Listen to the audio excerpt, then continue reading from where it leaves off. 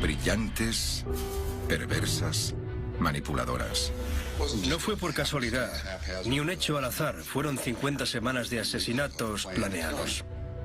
Les mueve el odio, el dogma y el ego. Me llamo Ted Bundy, soy el acusado y estoy aquí para defenderme a mí mismo.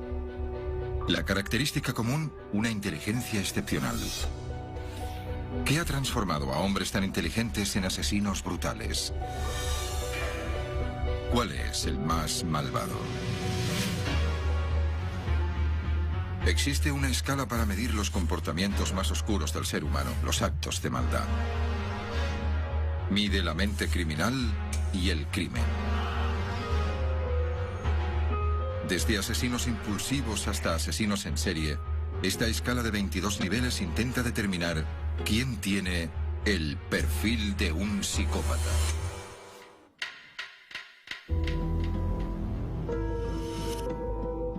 Cerebros malvados.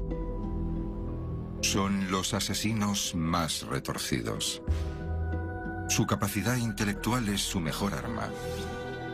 Les permite urdir elaborados crímenes y no ser capturados. En California, Edmund Kemper fue encarcelado por matar a sus abuelos en 1964. Engañó al sistema judicial para que le dejaran en libertad y volver a asesinar a lo largo de un año. Chicago, siglo XIX. El doctor Harry Howard Holmes mataba a las víctimas en un hotel y vendía partes del cuerpo. Para él, el asesinato era emocionante y beneficioso. 1977, Ted Kaczynski desapareció para planear una elaborada serie de crímenes. Aterrorizó a Estados Unidos durante casi 20 años. En cada caso, los asesinatos fueron crueles y malvados. Pero no hay dos actos iguales.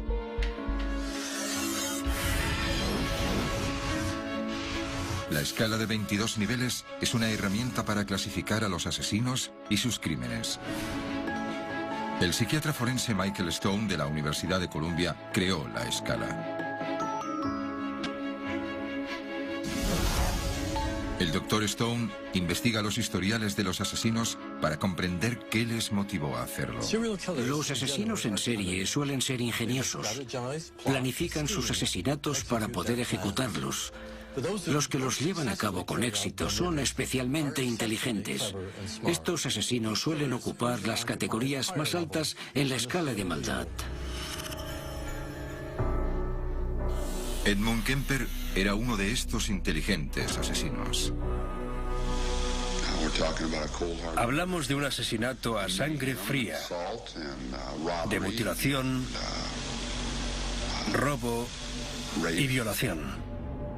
Norte de California, 1972.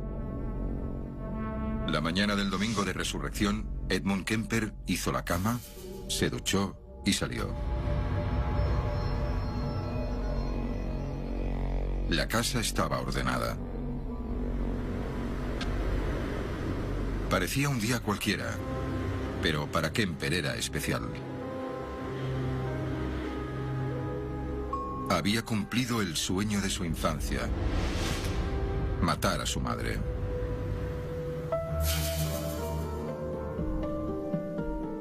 Después de que ella exhalara el último suspiro, se dijo a sí mismo: justicia poética. Fue una de las 10 víctimas de Kemper. Kemper está entre los psicópatas más crueles.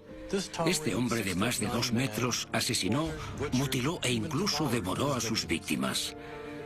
Le encantaba matar, y debido a su inteligencia, sus crímenes pasaron mucho tiempo desapercibidos.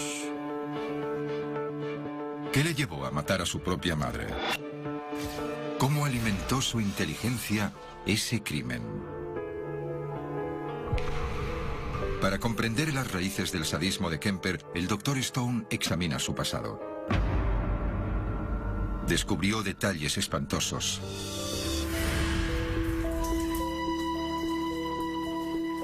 Kemper se crió en un hogar conflictivo. Sus padres se separaron cuando tenía 4 años. Él y sus 2 hermanas se quedaron con la madre amargada por la separación. Castigaba al joven Edmund e incluso le encerraba en el sótano durante meses. Allí, Kemper fantaseaba. Imaginaba que mataba a su madre, sus amigas y su profesor. El aislamiento le provocaba odio. Descargaba su ira sobre las muñecas de sus hermanas, cortándoles la cabeza y los brazos. Esta agresividad infantil presagiaba los posteriores crímenes de Kemper. Perfil de un psicópata. Perfil de un psicópata. Edmund Kemper tuvo la mala fortuna de pasar su infancia en un hogar roto y conflictivo. Sus padres se separaron cuando era un niño y su madre no superó la ruptura. Lo descargaba con su hijo, menospreciándole y encerrándole en el sótano durante largos periodos de tiempo. Su madre es la figura clave en la infancia de Kemper. La rabia que siente por su marido la traslada hacia su hijo. La opresión que experimenta el niño se convierte lentamente en odio. De joven, Kemper vivía entre la casa de su madre y la de sus abuelos. Ellos le hacían sentir como una carga, no le querían. En agosto de 1964, en un ataque de ira, los mató. Le enviaron a un psiquiátrico para adultos aunque solo tenía 15 años.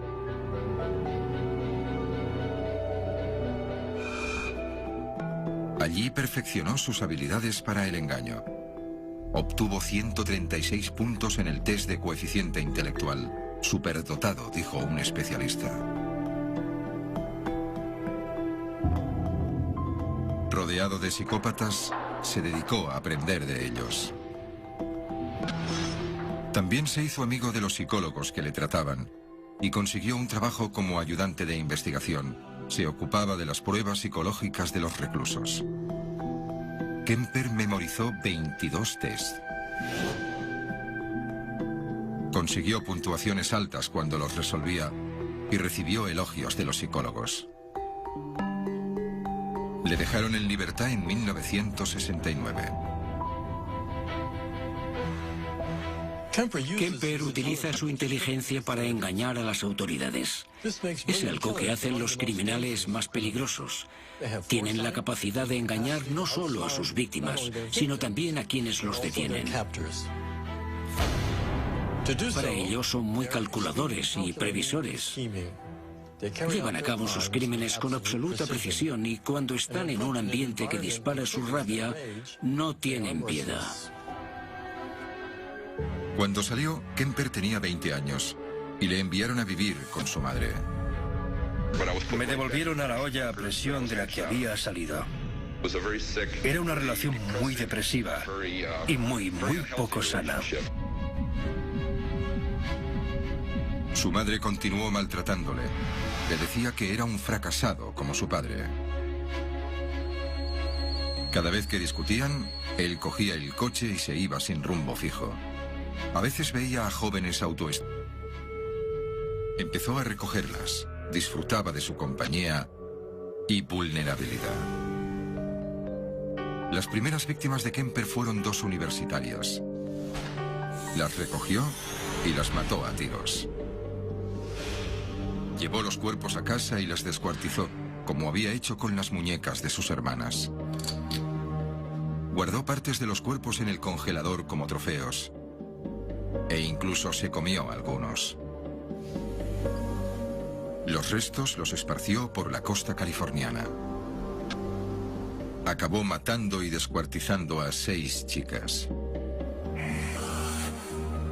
Describió cada crimen como una fantasía hecha realidad. La policía no sabía quién podía ser el asesino. No fue una casualidad, ni un hecho al azar. Fueron 50 semanas de asesinatos planeados. Con cada asesinato se sentía más excitado, más poderoso y con más ganas de volver a matar y hacerlo más salvajemente.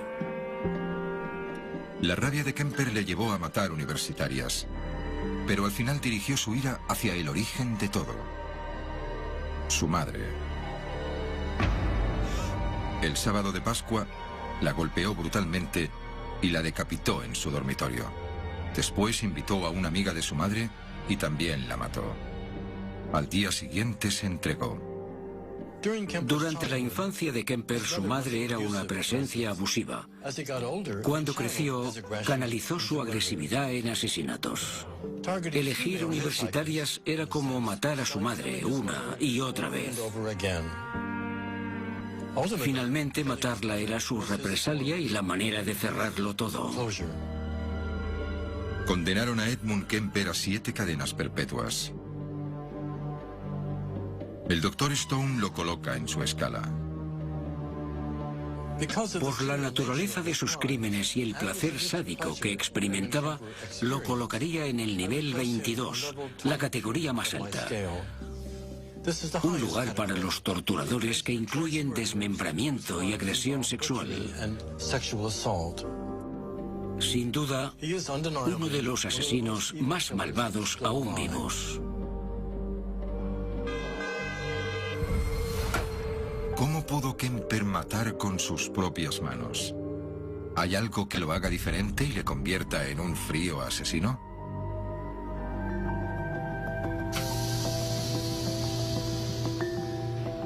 Algunos investigadores analizan la biología de la empatía humana. Comienza con las llamadas neuronas espejo, células que reaccionan cuando se realiza una acción y cuando ésta es observada. Las neuronas son el pilar de comportamiento social en nuestro cerebro. Marco Iacobini, de la Universidad de California, estudia las neuronas espejo y el papel que juegan en el aprendizaje de la empatía.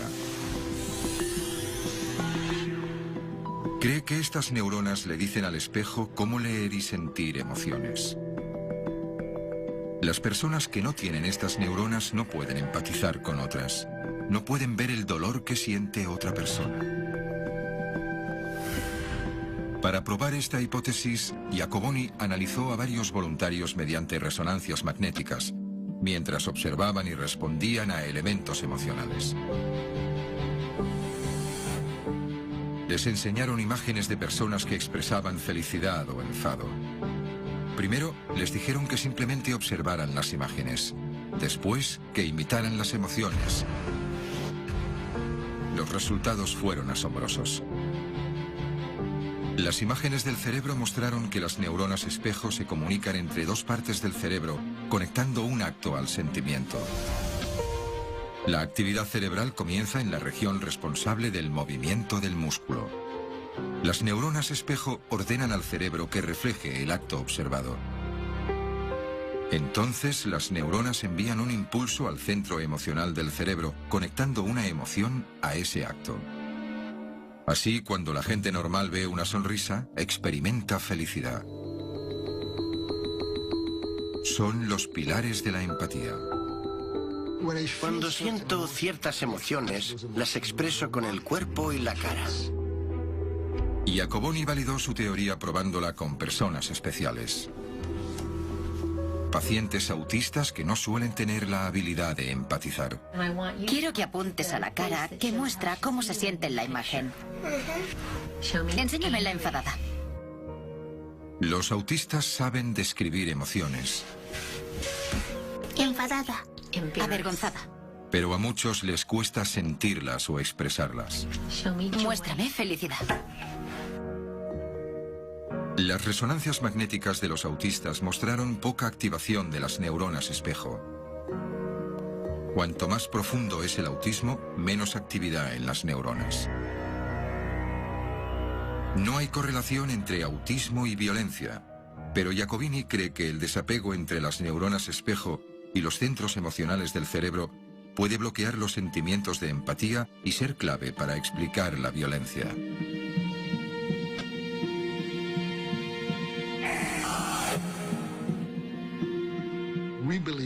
Creemos que el comportamiento violento podría aumentar con alguna desconexión entre neuronas espejo y centros emocionales del cerebro.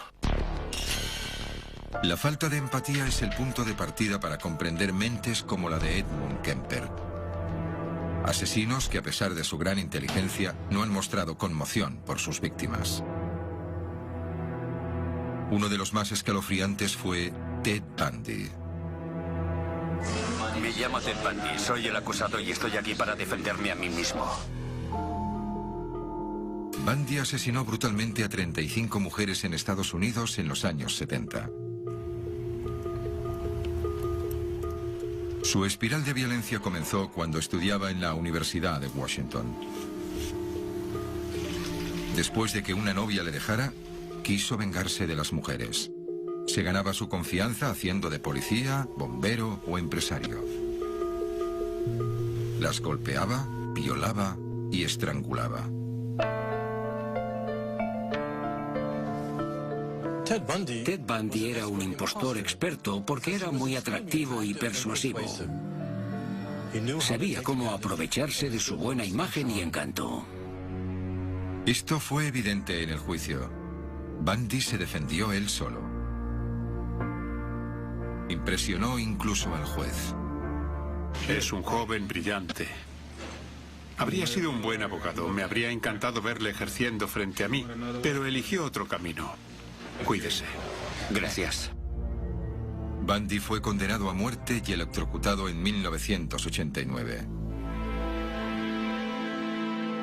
Algunos criminales son tan listos y retorcidos que nunca les atrapan. Uno de los más conocidos fue el asesino del Zodíaco. En 1969 sembró el terror en la bahía de San Francisco. Es un asesino implacable y sin piedad. Se le atribuyen 5 asesinatos y sigue siendo sospechoso de otra docena de crímenes. La mayoría de sus víctimas eran parejas jóvenes. Se burlaba de la policía. Dejaba pistas en las cartas que enviaba a la prensa. Incluían 4 criptogramas en los que utilizaba 360 símbolos. Dijo que una de estas claves revelaría su identidad si alguien podía descifrarlas. Pero los investigadores solo pudieron descifrar uno de los 4 criptogramas. El asesino del Zodíaco no llegó a ser capturado. Su triste fama continúa y su identidad sigue siendo desconocida. Aunque no fue identificado en vida, Arthur Lee Allen, cuyo coeficiente era de 136, era sospechoso de ser el asesino del Zodíaco de San Francisco. Según las pruebas recogidas tras su muerte, su culpabilidad parece casi segura. Su habilidad para eludir las detenciones y matar despiadadamente lo coloca entre las mentes más malvadas. Hay mentes que disfrutan con el reto de ejecutar el crimen perfecto. 2 ejemplos son Nathan Leopold y Richard Lowe, unos universitarios adinerados y muy inteligentes. Chicago, 1924. Aburridos de su vida privilegiada, Leopold y Lowe urdieron un plan para secuestrar y asesinar a un conocido. El dinero no era su objetivo, sino llevar a cabo un crimen perfecto.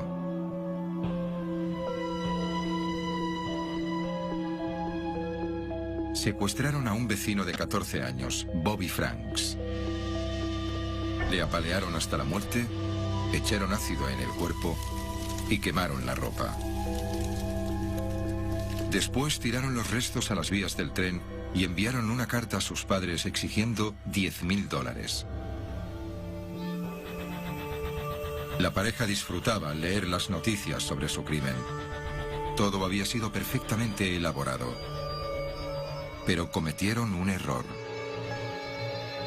Las gafas de Leopold cayeron de su bolsillo en la escena del crimen.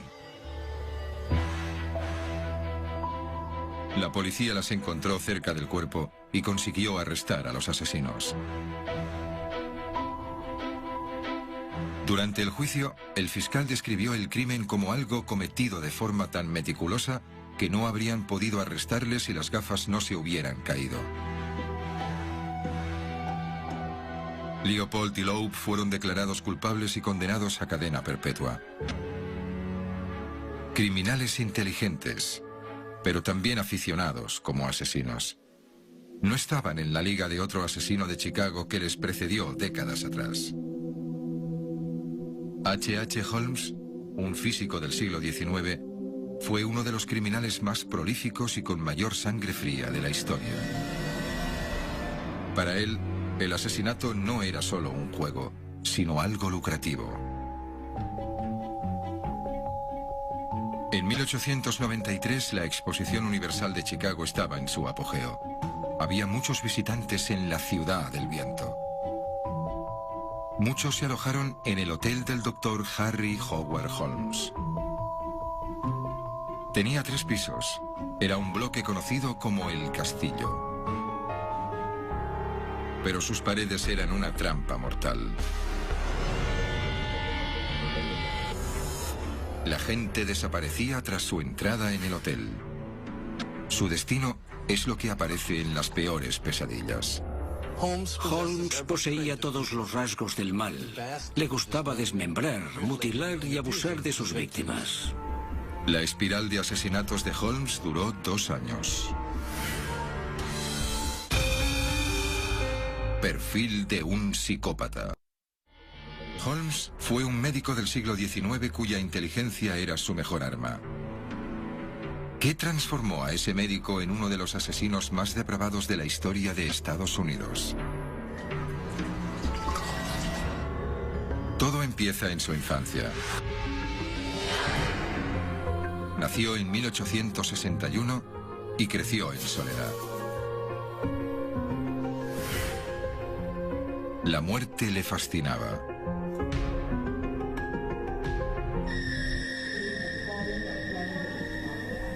Su madre era una metodista devota.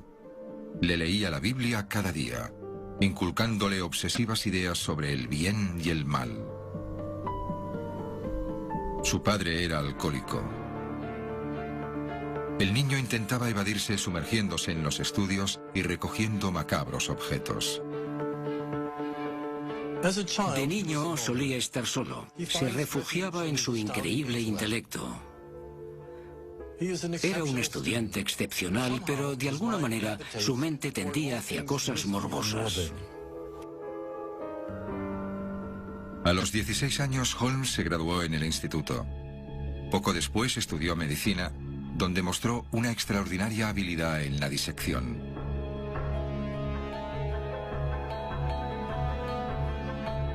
También consiguió ganar dinero con los cadáveres de la universidad. Contrataba seguros de vida, se ponía él como beneficiario y presentaba los cadáveres como fallecidos. Durante los siguientes 17 años, sus crímenes pasaron al asesinato. En 1893, Holmes se había hecho un nombre en la próspera ciudad de Chicago. Era un joven doctor con éxito y tenía un edificio con una farmacia, tiendas y un hotel de 71 habitaciones. Los vecinos le llamaban el médico rico. Pero algunos de los trabajadores y huéspedes del hotel empezaron a desaparecer. Se calcula que hasta 50 huéspedes desaparecieron después de registrarse en el hotel. Holmes los gaseaba en las habitaciones. Después enviaba los cuerpos al sótano mediante una rampa secreta. En el sótano de su casa de los horrores, Holmes realizaba actos horribles. A las víctimas femeninas las golpeaba y abusaba sexualmente. Después, con sus habilidades quirúrgicas, diseccionaba los cuerpos. Metía las partes en botes con ácido o calderas. A veces limpiaba los huesos y los unía para modelos de esqueleto que vendía a las facultades de medicina. Holmes poseía todos los rasgos del mal. Le gustaba desmembrar, mutilar y abusar de sus víctimas. El dinero era la principal motivación de Holmes. No solo vendía modelos de esqueleto, sino que continuaba sus estafas con los seguros, utilizando los cuerpos de las víctimas en lugar de los cadáveres de la facultad. Pero cuando la exposición llegó a su final, la gente sospechó de las actividades en su hotel. Holmes huyó de Chicago. Viajó por Estados Unidos cometiendo más fraudes y asesinatos. Un investigador de Pinkerton, contratado por una de las aseguradoras, le siguió y consiguió que le arrestaran. Cuando investigó sobre las actividades de Holmes, descubrió los asesinatos. Holmes fue condenado por el asesinato de un cómplice, cuyo cuerpo había intentado utilizar en una de las estafas al seguro. Después confesó 27 asesinatos más, aunque se estima que podrían ser hasta 200. En 1896, H.H. Holmes fue ahorcado. Holmes hizo lo posible para matar. Construyó una casa de la muerte monstruosa. Enmascaró sus crímenes manipulando la opinión pública y ocultando los asesinatos. Era engañoso y depravado, un torturador. Por estas razones lo coloco en el número 22, el nivel más alto de la escala, junto con Edmund Kemper. Como Holmes asesinó a más gente y las torturó más prolongadamente. Supera a Kemper en depravación. De todos los criminales, quizá el más inteligente fue Ted Kaczynski. También fue el más difícil de capturar en el siglo XX. Niño prodigio, de mayor Kaczynski utilizó su gran inteligencia para aterrorizar a los estadounidenses durante 2 décadas. Era el asesino más buscado y temido del país, conocido como una bomber.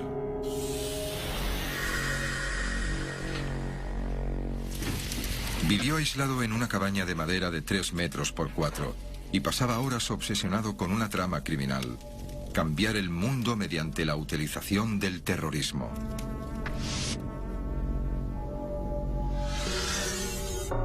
En 1978 empezó a enviar paquetes bomba a personas cuyas ideas le resultaban ofensivas. Este matemático de la Universidad de California fue el responsable de la muerte de 3 personas y de la mutilación de más de 2 docenas. Durante 18 años, Kaczynski desconcertó a las autoridades. Sus crímenes no dejaron pruebas ni pistas sobre su identidad. Una bomber era huidizo como un fantasma. Probablemente, el caso de Luna Bomber fue uno de los misterios más largos y más espeluznantes del país. Cómo se escapó de la pena por asesinato durante casi 2 décadas es una incógnita. Para examinar las raíces de la violencia de Kaczynski, el Dr. Stone investiga su infancia y descubre detalles. Chicago, 1942. Ted Kaczynski, un bebé de 9 meses, fue hospitalizado con una erupción cutánea grave. Los médicos lo ataron a la cama para evitar que se tocara las heridas. Durante un mes, el bebé estuvo aislado, sin contacto con sus padres. Según su madre, Ted no volvería a ser el mismo. Se volvió tímido, torpe y apático. La socialización comienza al nacer mediante el contacto humano. El aislamiento a tan tierna edad puede ser destructivo emocionalmente. Sin embargo, es probable que hubiera nacido con cierta tendencia a la esquizofrenia paranoica. Pronto quedó claro que el joven Ted era superdotado. A los 10 años, Kaczynski sacó un coeficiente intelectual de 170. Los genios suelen pasar de 140, aunque ese test ya no se utiliza actualmente en las escuelas. Fue académicamente precoz y se sumergió en los estudios, pero algo iba mal. Kaczynski se encerraba en sí mismo.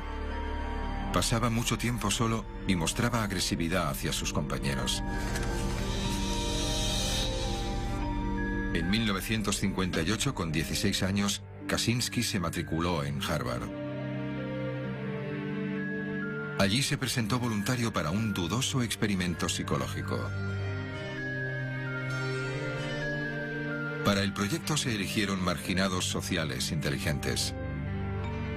A los sujetos se les daban nombres en clave. Kaczynski era legítimo.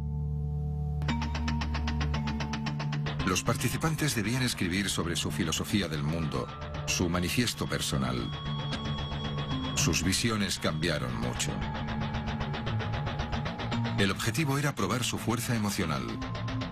Se midieron las frecuencias de los latidos y su respiración. Kaczynski respondió agresivamente. El experimento duró 3 años.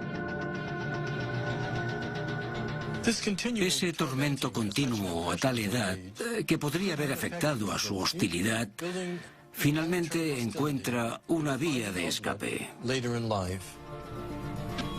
Quizás esas experiencias y su mente de genio lo colocaron en el sendero de la maldad.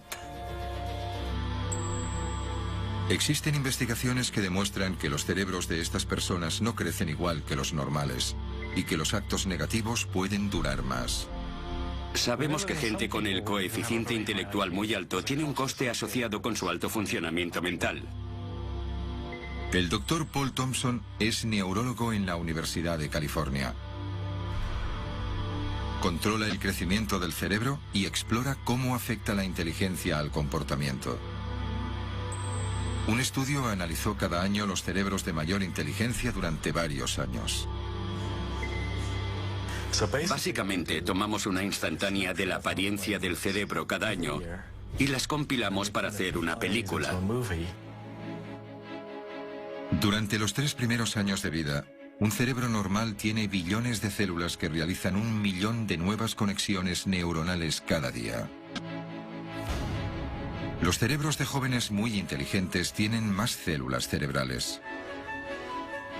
Sus cerebros son más activos y hay más conexiones neuronales. Los resultados del Dr. Thompson muestran un patrón destacable. Los cerebros muy inteligentes necesitan 2 años adicionales de media para organizar las conexiones neuronales y madurar. Es un descubrimiento sorprendente. Se podría pensar que en los niños inteligentes todo sucede más deprisa, que su cerebro crece antes y más rápido. ¿Esta diferencia en el desarrollo cerebral afecta al comportamiento? ¿Pueden tener los hechos traumáticos mayor impacto en los cerebros más inteligentes? Hay pruebas de que un coeficiente muy alto puede suponer que se aparte socialmente.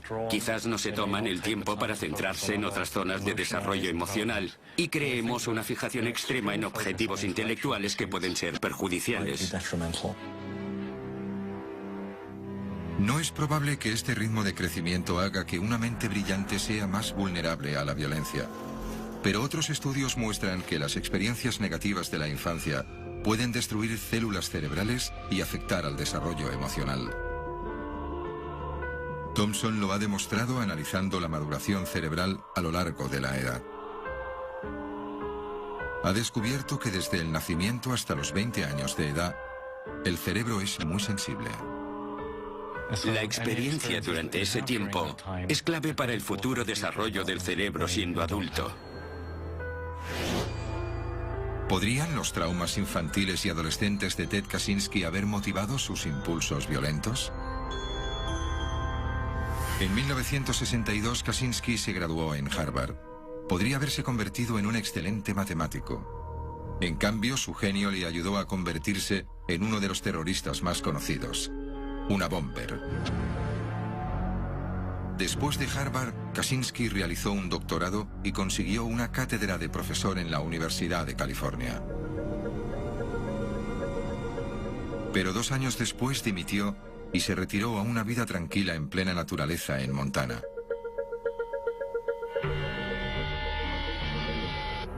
Pronto pondría en marcha su violento plan de erradicar la tecnología moderna, que según él, destrozaba a la humanidad.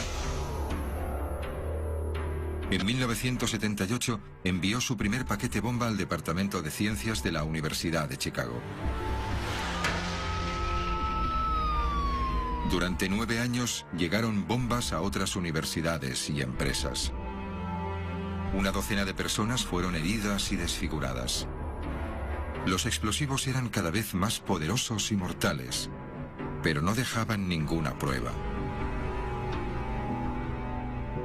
Kaczynski tomó medidas seguras para esconder sus crímenes. Superpuso en sus zapatos otra pequeña suela para no ser identificado. Las bombas eran robadas o hechas con materiales caseros, no dejaban rastro. Apuntaba cada movimiento con un código para que no lo descubrieran si le arrestaban. En 1987, una bomber parecía haber desaparecido. Su plan maestro era importante. Requería a alguien de inteligencia superior y lo convirtió en un asesino impredecible. La inactividad de una bomber levantó sospechas en los investigadores. Su periodo de silencio era preocupante porque iba a pasar algo. Podía ser un descanso para reevaluar y mejorar los mecanismos de sus actividades con bombas.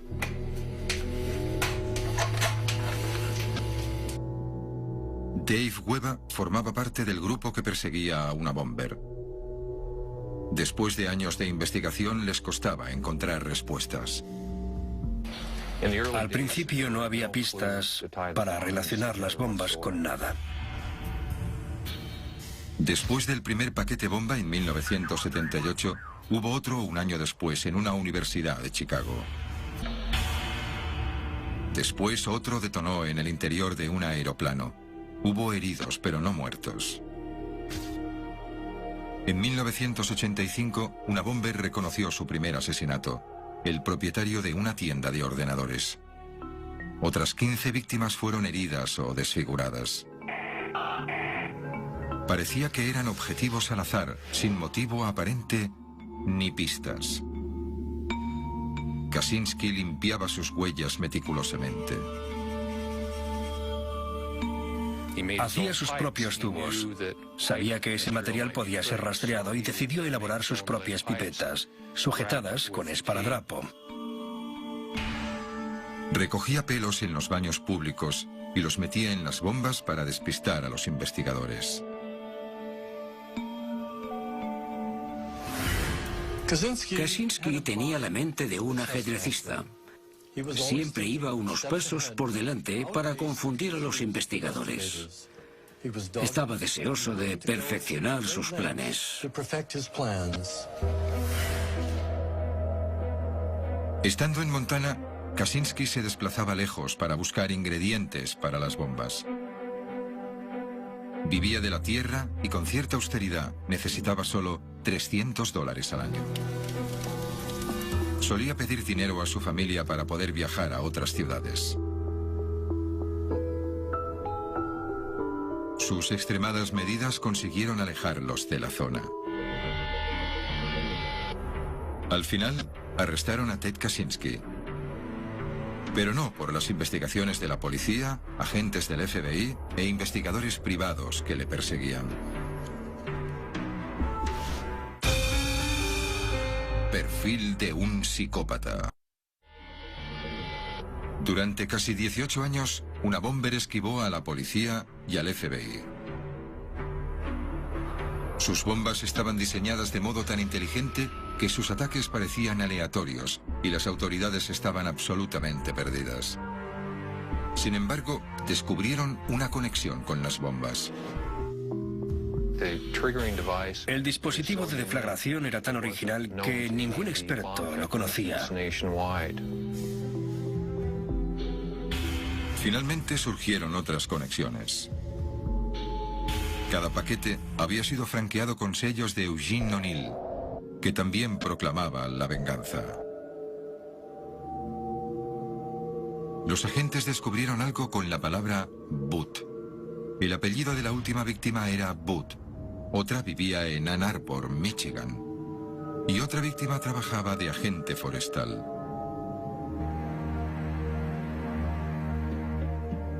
Cada bomba iba dentro de una caja de madera. Desesperados por encontrar pistas, los investigadores buscaban todo lo relacionado con la madera. Parece algo muy amplio, pero primero hay que mirar las fuentes de madera que hay y después acceder a la base de clientes. La madera tiene muchos clientes. Es casi como encontrar una aguja en un pajar. Por desgracia, sus esfuerzos fueron en vano. Estas pistas eran falsas. Juegos para desesperar a los investigadores. Había signos de que era una mente muy inteligente.